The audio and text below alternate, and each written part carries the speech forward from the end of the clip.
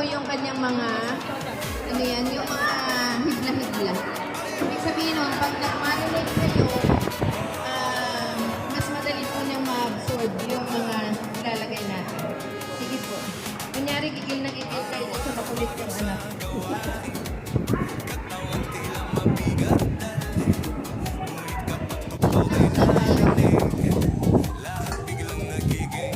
During mix, lahat po ng preservative. Ano ba yan?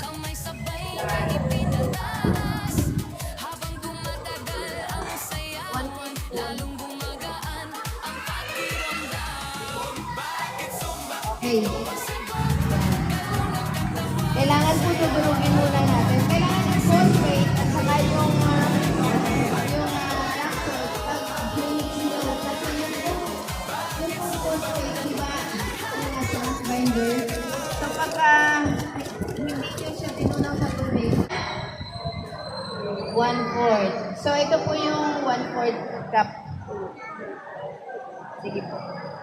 Tapos haluin. Soya beans. Bukas na po yan.